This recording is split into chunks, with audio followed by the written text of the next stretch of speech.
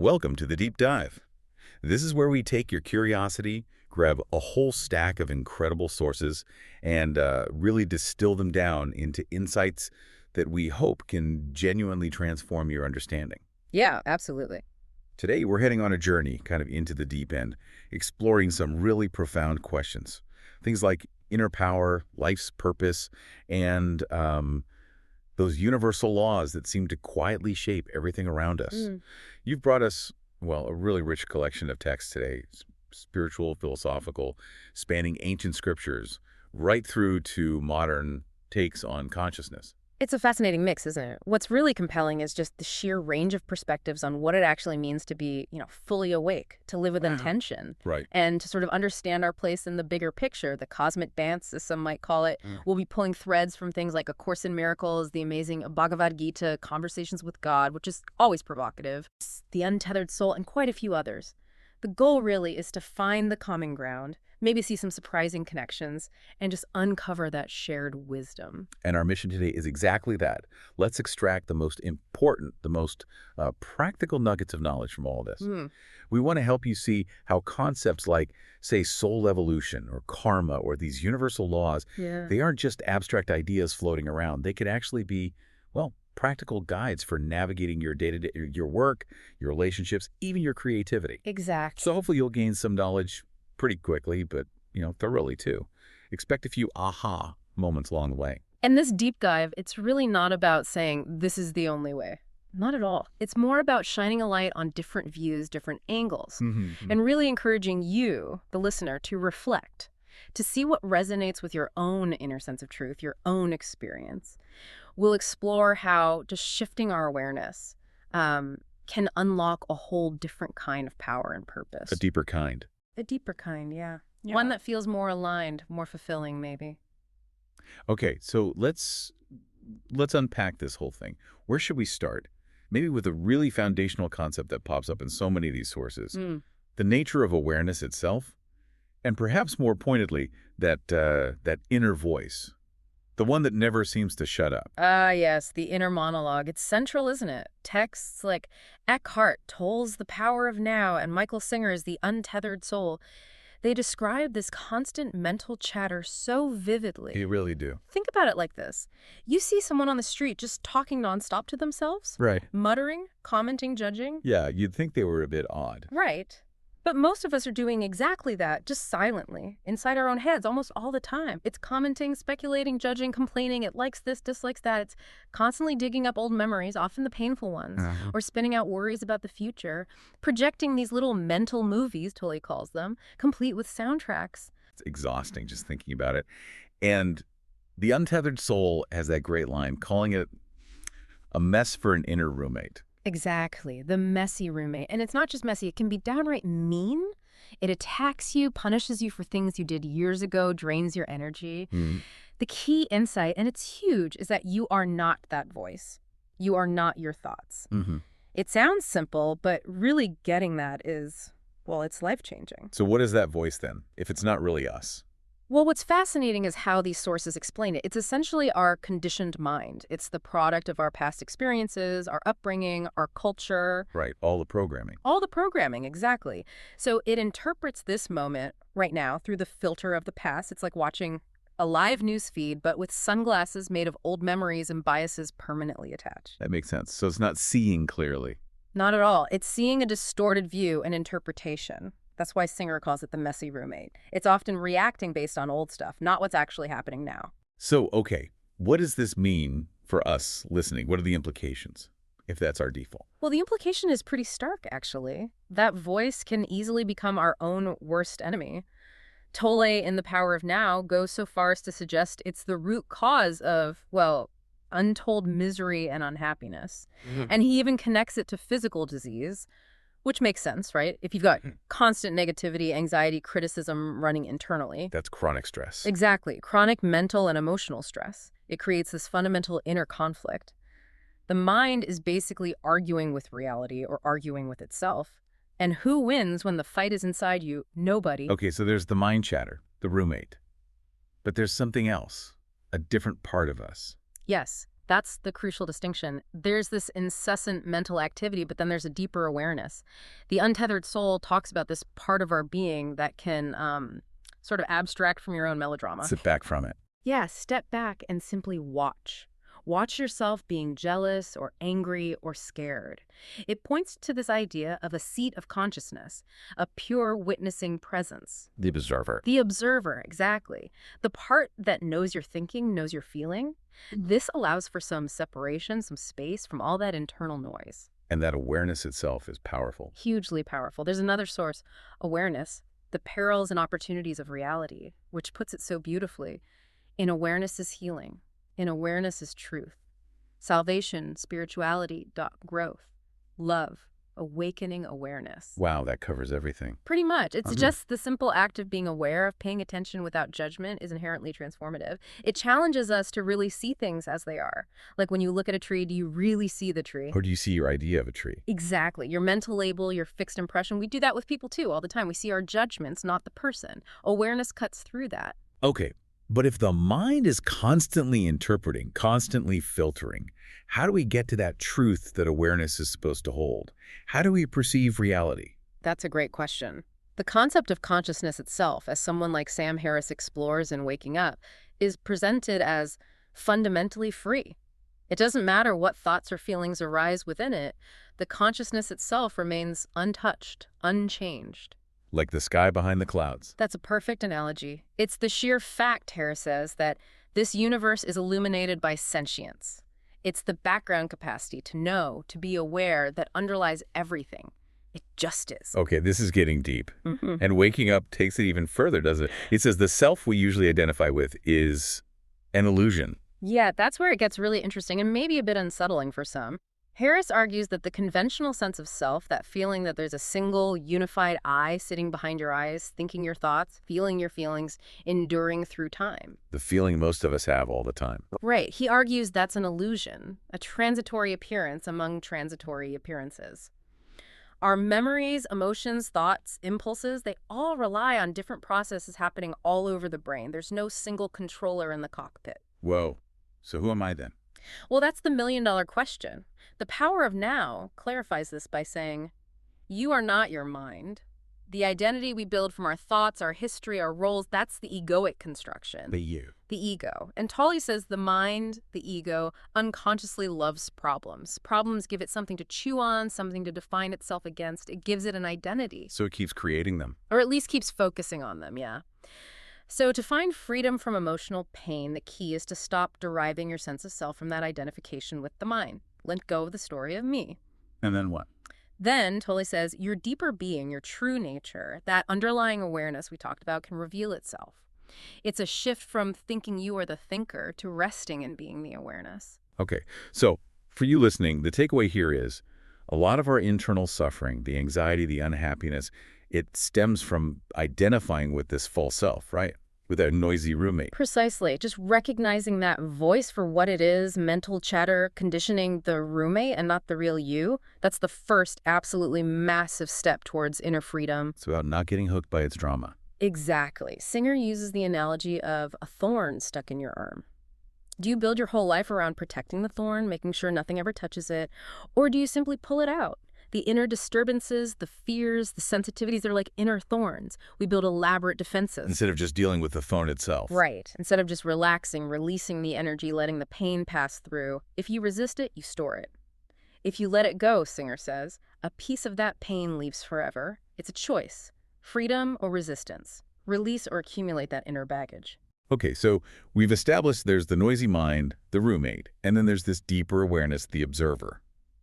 If the mind isn't the best source of guidance, how does that deeper part of us, the soul perhaps, communicate? Where does genuine guidance come from? That's the next logical step, isn't it? If not the chatter, then what? And the sources we're looking at suggest it's through something more subtle, more direct. It's the language of feelings and intuition. Feelings. But aren't feelings often part of the problem? The anger, the fear? Well, that's the common view, but Conversations with God offers a really radical perspective here. It says quite directly, the soul speaks to you in feelings. Listen to your feelings. Follow your feelings. Honor your feelings. Honor them, even the difficult ones. Yes. It reframes feelings entirely, not as good or bad, positive or negative, destructive or constructive, but simply as truths. They were just unfiltered messages from your inner being about your experience right now. Wow, okay. That's a big shift because we're so often taught, don't be angry, don't be sad, control yourself. Exactly. We learn to suppress, ignore, or judge our feelings, especially the ones labeled negative. But Conversations with God argues, feelings are neither negative nor destructive. They are simply truths. The expression of that truth is what matters. How you express it. Right. Expressing your truth with love, with clarity, rarely causes real harm, it suggests. Hiding your truth out of fear of unpleasantness, that's often more damaging in the long run. The book even says how well a message is received isn't as important as how authentically it's sent. Mm. But sometimes honoring feelings does seem to lead to trouble, doesn't it? You act on anger, you say something hurtful. That's a fair point. And Conversations with God addresses this. It suggests maybe we've got the labels wrong. Maybe what we call trouble is actually necessary growth. And what we call safe is really just standing still, stagnation. So we avoid the feeling, avoid the trouble, but we miss the growth. That seems to be the idea. We choose comfort over evolution. We might even use people or situations as shields, to avoid feeling deeper things like loneliness or fear. We try to control the outside to avoid the inside. Okay. So feelings are one channel. What about intuition? That seems related. Very related. The Celestine prophecy, for instance, talks about intuition as thoughts that come from a higher part of yourself, not the usual logical, analyzing, maybe fear-driven thoughts. The roommate's thought. Not the roommate's thoughts, no. More like subtle guidance, a sudden insight, a daydream that holds a message, a quiet knowing, even a mini vision.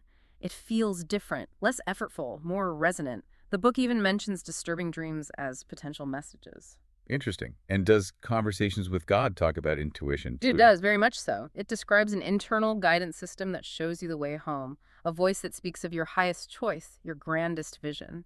The key is to heed that voice, to trust that inner knowing, even when logic or fear screams otherwise. Trusting that deeper wisdom. Yeah.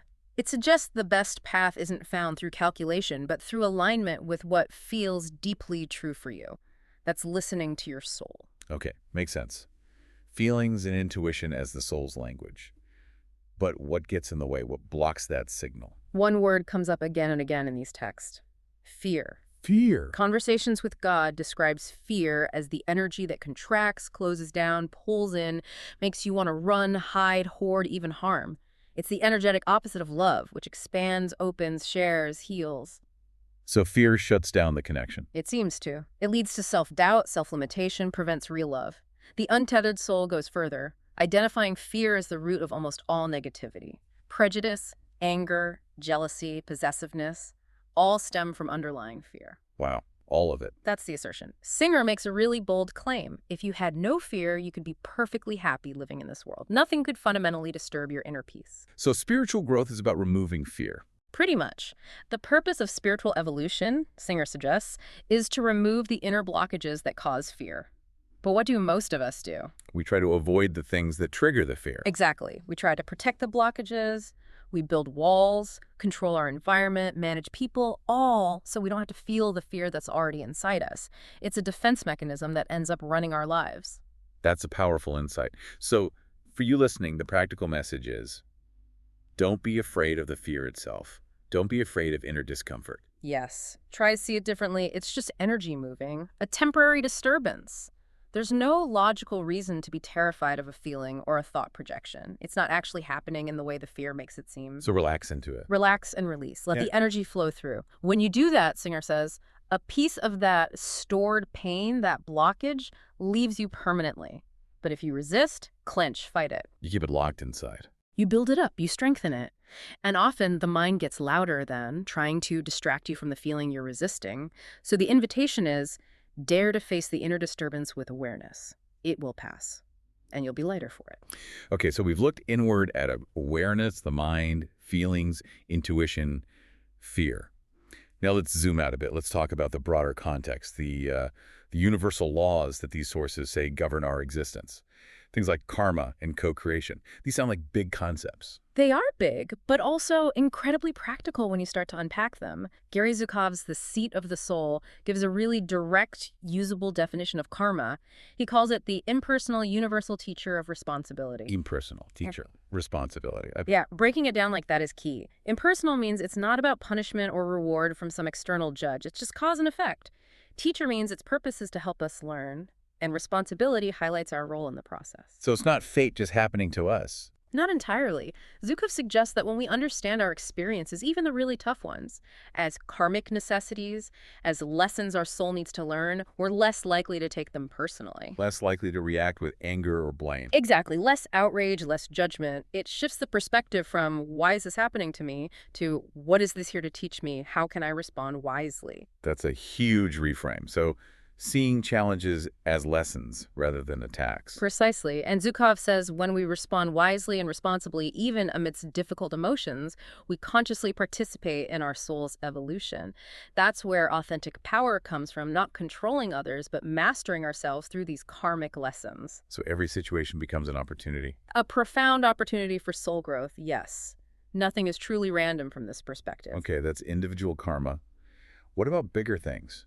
Collective events. Does Conversations with God touch on that? It does, and it pushes the idea of responsibility even further. It talks about collective reality. For instance, things like hurricanes or earthquakes, huge natural events. The book says that while my individual actions didn't cause that specific hurricane, Right, that seems obvious. these events are created by the combined consciousness of man. Whoa.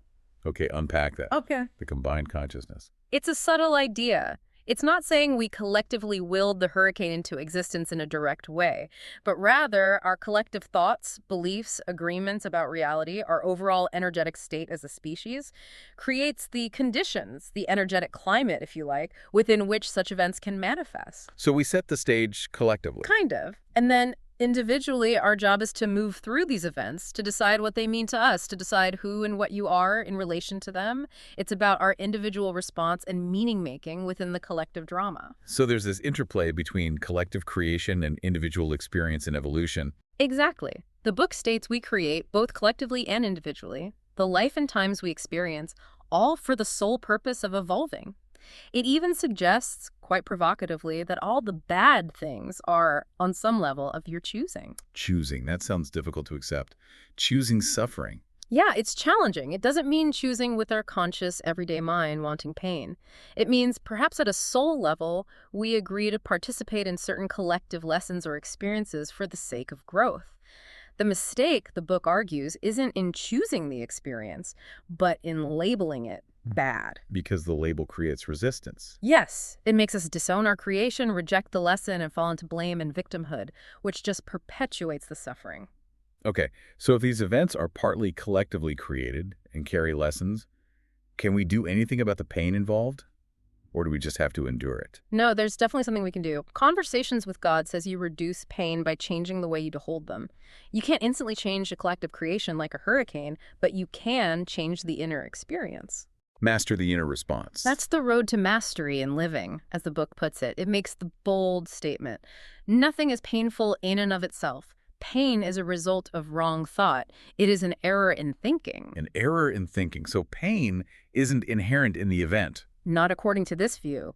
A master, it suggests, can dissolve even intense pain by removing the judgment, the resistance, the wrong thought about it, by simply seeing the experience for what it is without the added layer of mental suffering. That's a very high bar. But the principle is about changing our perception. Precisely. Shifting the inner landscape changes the experience of the outer one. Okay, now for something potentially even more mind-bending. Conversations with God also says, you are creating God. What does that even mean? Yeah, that one stops you in your tracks, doesn't it? It sounds incredibly egoic at first glance. Like, I am God. Right. But that's not quite the message. It's framed as a profound partnership, a co-creative relationship. The source explains it like this. Who you are, I am. You are defining God. Defining God. The idea is that God, or the divine source, knows itself conceptually in potential. But it sent parts of itself that's us into physical form to know itself experientially. So we're like God experiencing God's self. In a way, yes. Life becomes a tool for God to turn concepts, love, compassion, courage, wisdom, into lived experience. And crucially, it's also the tool for us to do the same. We're not just here to learn, we're here to remember and experience who we fundamentally are at a soul level. Okay, that reframes things dramatically. Yeah. Our lives become sacred acts of definition. Absolutely. It connects everything. Think about the cycle it describes. What you think, you create. What you create, you become. What you become, you express. What you express, you experience. What you experience, you are. What you are, you think. It's a continuous loop. A complete circle of being and becoming. Your inner state manifests outwardly, and your outward actions shape your inner state. Your life is the creation. So for you listening, the implication is huge. Your life, just by being lived, is a constant statement to the universe about who you choose to be. Exactly. Your highest ideas, your grandest visions, when you express them through your actions, your words, your very being, they create the template, the book says. They serve as a model for what's possible, for the next level of human experience. So we're not just passengers, we're actively shaping reality. We are the life and the way. Hmm. Our inner state radiates outward, influencing everything. It's a massive call to conscious living, conscious co-creation, recognizing the power we hold, individually and collectively. All right, this journey from self-awareness, understanding our inner landscape, to seeing ourselves as co-creators governed by universal laws like karma, it often involves a key process that sounds maybe passive but seems essential: letting go. Yes, letting go, surrender, acceptance. These words come up constantly in spiritual traditions, and our sources are no different, but they offer a very active, powerful understanding of it. Because surrender can sound like giving up, like defeat. It really can. But the power of now is very clear. True surrender does not mean to passively put up with whatever situation you find yourself in. It's not about becoming a doormat or stopping all planning and action. So what is it then? Tolle calls it the simple but profound wisdom of yielding to rather than opposing the flow of life. It means accepting the present moment, this moment, exactly as it is, unconditionally and without reservation. Accepting what is. Accepting what is, because the resistance to what is that inner no, fueled by judgment and negativity, that's what creates the suffering. Tolle calls it the pain gap. The gap between reality and what our mind wants reality to be. Precisely. And when things seem to go wrong, when life throws curveballs, that's exactly when surrender is needed most. It's the antidote to the pain gap. Acceptance, Tolle says, immediately frees you from identification with the resisting mind. So it connects you back to that deeper being. Yes. It dissolves the resistance, which is the egoic mind, in action. And it doesn't mean inaction. You might still take action, but it comes from a place of inner alignment, not frantic resistance, like focusing on the one next step you can take rather than being overwhelmed by the future. Okay, that makes surrender sound quite active, actually. Now, related to this, there's a concept, the dark night of the soul. That sounds pretty intense. What's that about? It is intense. It comes from the mystic St. John of the Cross, and it describes a deep, often painful spiritual purification process. He says the divine assails the soul in order to renew it and thus to make it divine. Assails it. That sounds harsh. It does from our perspective, but the idea is it's a necessary stripping away, a dismantling of the habitual affections and attachments of the old man, our egoic self, our illusions, our attachments to worldly things and concepts. So it's like a spiritual demolition. Kind of, consuming the old spiritual substance, absorbing the soul in deep and profound darkness. It's described as a purgation, an annihilation of our usual ways of understanding and perceiving, so that the soul can be illuminated by something higher, something supernatural. Wow, so it feels like death, metaphorically. Yes, St. John calls it a sepulchre of dark death, a necessary passage before a spiritual resurrection. He talks about imagination being bound, memory failing, understanding going dark, the will feeling dry and constrained. Like all your usual faculties are shut down? Exactly. A thick cloud descends, a feeling of profound separation from God or spirit. It's a complete breakdown of the old identity, the old comforts, to make way for a genuine spiritual rebirth. But why? What's the point of such suffering?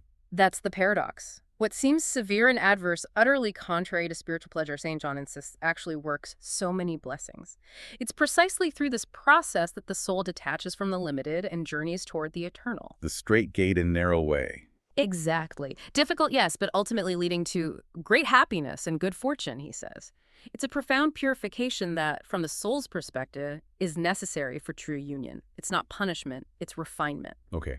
So For you listening, if you're going through a period of deep discomfort, spiritual dryness, intense challenge, it might not mean you're failing. Not at all. It could actually be a sign of this deep inner cleansing, a stripping away of impurities, preparing the soul for a deeper, more authentic peace that passes all understanding, St. John talks about.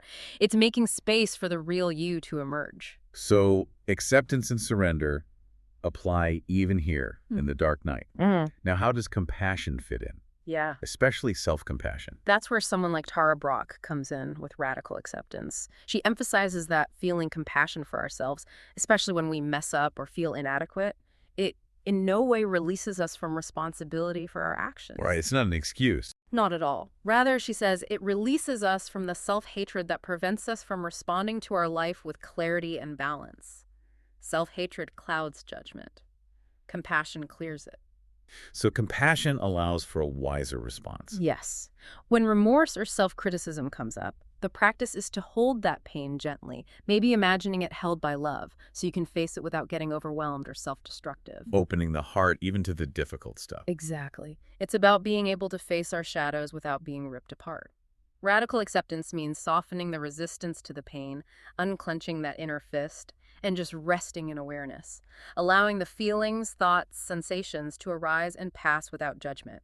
That creates the space for clarity. And A Course in Miracles talks about guilt melting away. Beautifully, yes. It says guilt melts before the glorious radiance of the kingdom, and it's transformed into kindness. The Course speaks of blessing the sonship, which is its term for our true shared identity as divine creations, our interconnected self beyond the ego. Blessing our true self. Yes. When we do that, we step into eternity. It's about choosing to see the divine essence, the praise of the Father, in ourselves and others, despite the ego's illusions of sin or separation, standing in our inherent innocence. Hating any part of yourself, the Course warns, blocks all understanding because you're rejecting God's creation. Which brings us back to love. It seems to be the foundation for all of this. Absolutely fundamental. Conversations with God puts it very directly.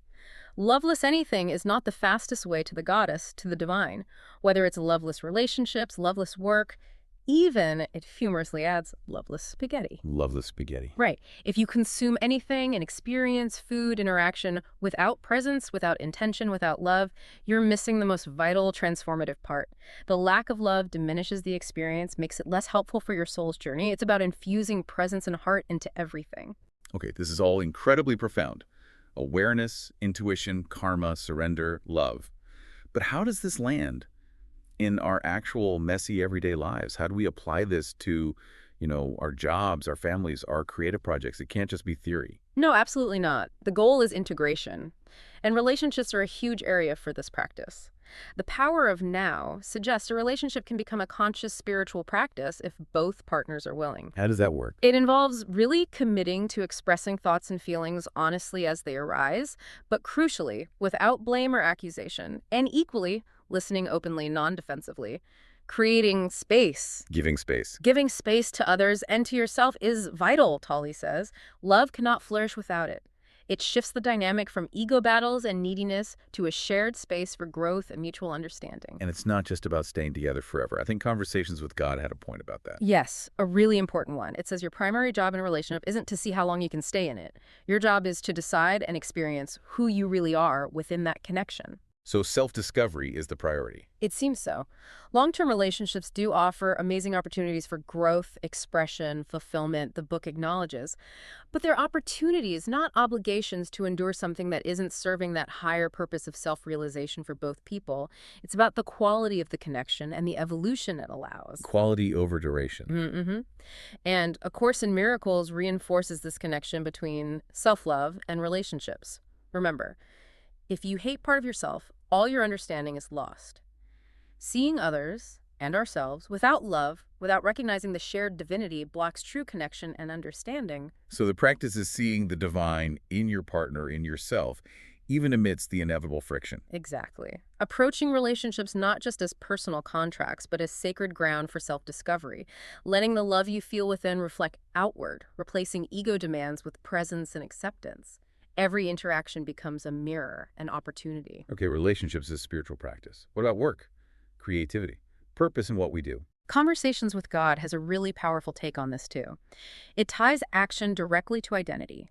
There is only one reason to do anything, as a statement to the universe of who you are. Wow.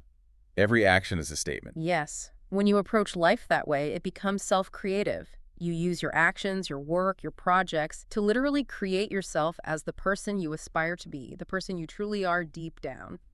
So work isn't just about paying the bills or getting ahead. Not primarily from this perspective. It's about self-expression, self-definition, becoming.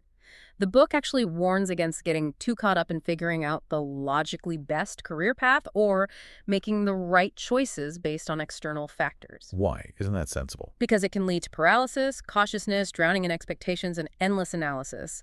Instead, it encourages acting from your now truth, your authentic impulse in the present moment. That, it says, speeds up your evolution, your becoming. Acting from intuition again.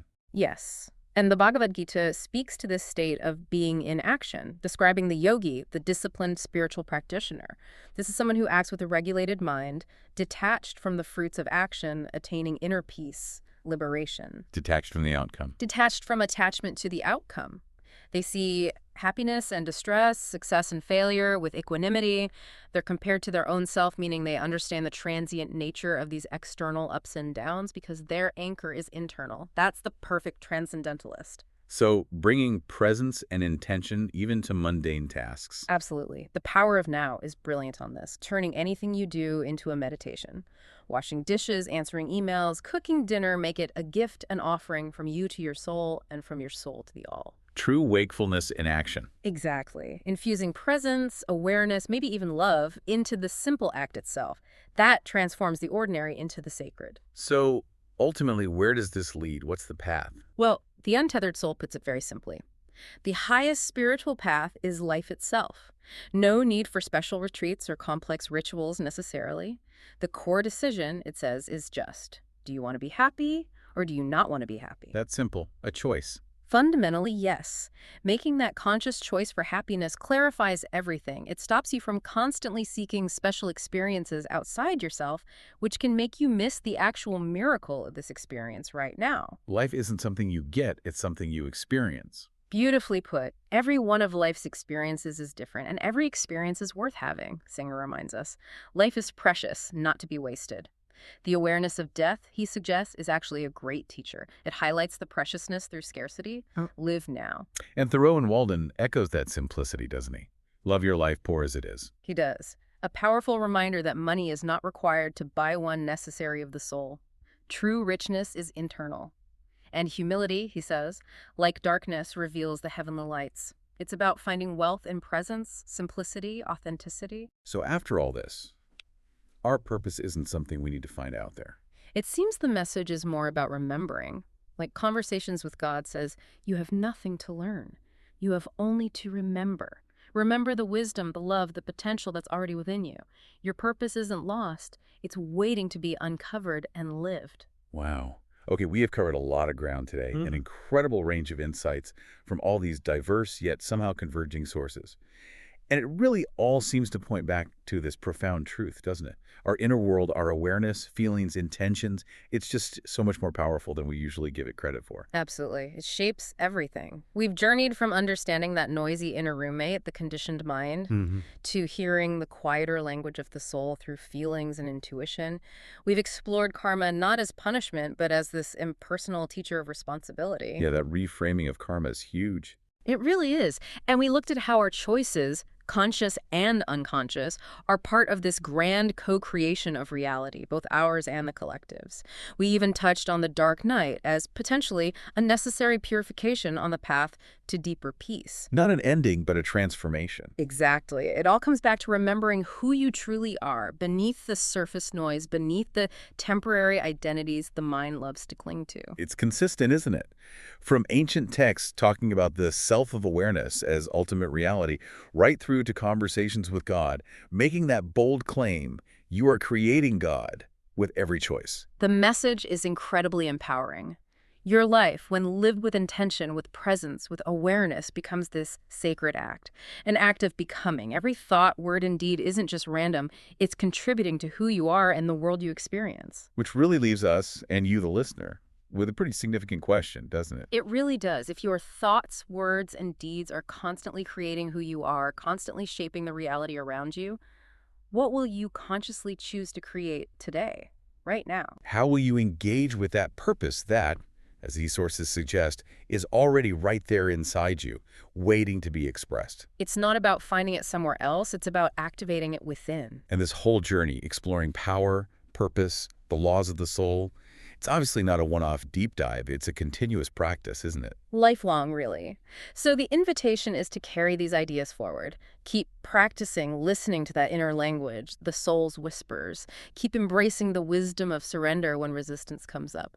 And keep remembering that happiness isn't a destination, it's a choice available in this moment. Right here, right now. Right here. Remember that beautiful line from The Untethered Soul? Life isn't something to waste, it's truly precious. And in that preciousness Lies boundless opportunity. your opportunity to live your truth. Well said.